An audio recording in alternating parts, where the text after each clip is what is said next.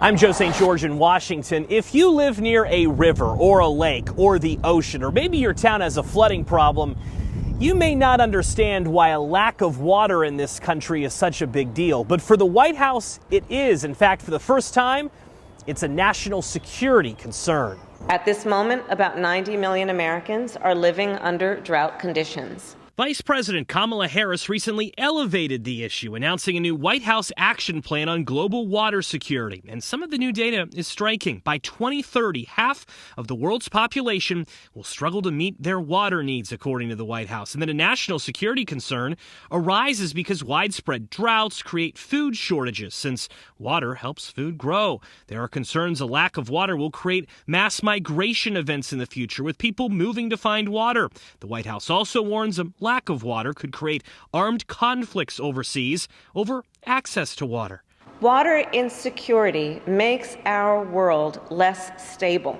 The vice president also making clear that the U.S. views it as a problem, how some communities around the globe still get their water. While our country has water infrastructure, many poorer countries still rely on women to bring water into the home, robbing them of opportunities like going to school or learning a trade. Worldwide, women and girls spend 200 million hours a day, 200 million hours a day, gathering water.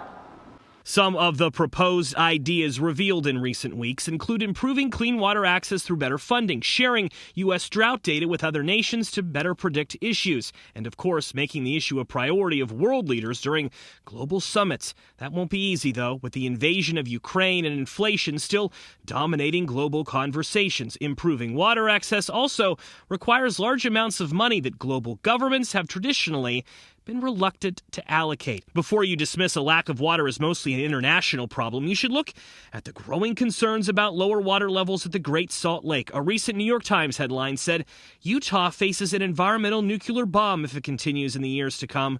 The air surrounding Salt Lake City would occasionally turn poisonous, the article goes on to say. In Washington, I'm Joe St. George.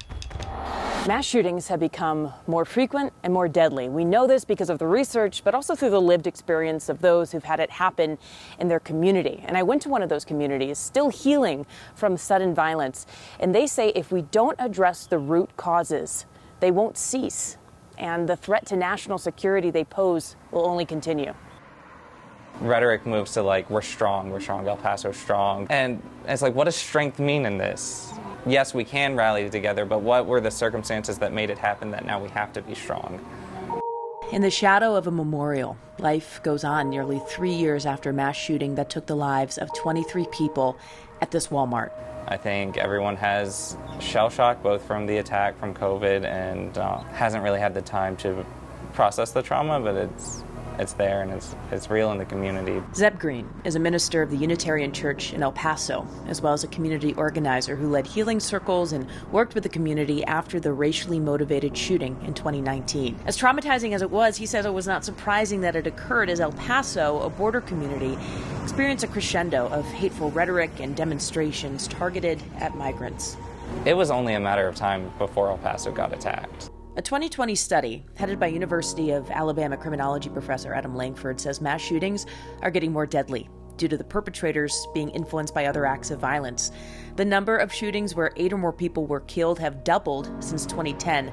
The Violence Project, a mass shooting tracker, reports that hate-motivated mass shootings paired with those carried out by fame-seeking perpetrators have increased rapidly since 2015. The shooter in Walmart articulated this very specifically. And that same kind of language of people of color replacing white people is the same language that they were using in Buffalo. All of this violence is not happening sporadically. It's happening under very specific guidelines, ideologies, groups. Juan Ortiz is a founder of Casa Carmelita, a community resource center. He says to end mass public violence, it's crucial to recognize patterns. The country has a lot of unresolved scars. 80% of the time, there's been something such as a breadcrumb. And a lot of people don't want to believe that that content is going to manifest into an atrocity. Colby Rogers is a researcher at the Colorado Resilience Collaborative, which looks for patterns and indicators among acts of targeted and mass violence.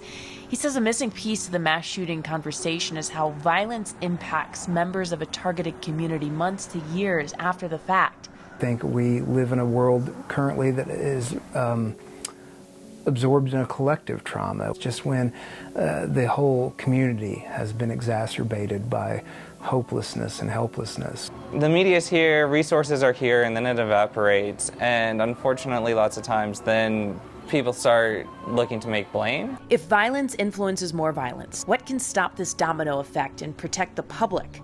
Well, as a nation, we're still trying to figure that out. But for those still living with the pain of targeted mass violence, they know of a place we might want to start, an emphasis on community and understanding. People throughout America, every person is struggling, and instead of addressing the real roots of like the struggle, economic struggle, it's so easy to pick a target. We have to examine ourselves in the many ways we contribute to that we've allowed that culture to continue. I'm Vanessa Mashanya. The growing concerns about our food supply that some say pose a threat to our national security. Next on The Race.